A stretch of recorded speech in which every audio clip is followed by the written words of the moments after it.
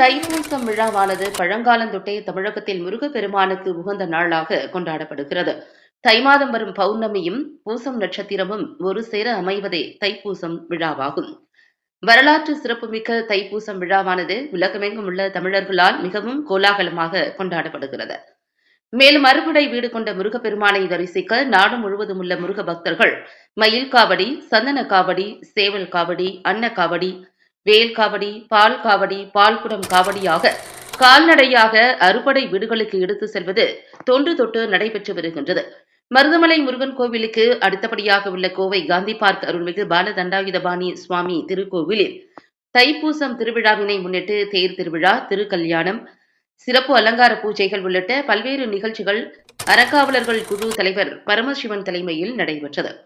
இதில் பேரூர் ஆதீனம் தவத்திரு சாந்திலிங்க அடிகளார், ஆர்எஸ்புரம் பகுதி செயலாளர் கார்த்திக் கே செல்வராஜ் எம்சி ஆகியோர் சிறப்பு விருந்தினர்களாக கலந்து கொண்டு தேரை வடம்பிடித்து இழுத்து துவக்கி வைத்தனர். இதில் தலைமை செயற்குழு உறுப்பினர் சோமு என்கிற சந்தோஷ் எம்சி, 72வது வட்ட செயலாளர் ஜெகதீசன், 79வது வார்டு மாமன்ற உறுப்பினர் வசந்தாமணி எம்சி, அறக்காவலர் குழு உறுப்பினர்கள் கழக மூத்த முன்னோடி KR பழனிசாமி, அறக்காவலர் குழு உறுப்பினர்கள் மகேஷ், ராஜா, விஜயலட்சுமி, தேவராஜ், விஜய் கிருஷ்ணா ஆகியோர் உடனிருந்தனர். இதனைத் தொடர்ந்து பக்தர்களுக்கு அன்னதானம் வழங்கப்பட்டது. இந்நிகழ்ச்சியில் பக்தர்கள், பொதுமக்கள், கோவில் நிர்வாகிகள் உட்பட ஏராளமானோர் கலந்து கொண்டனர்.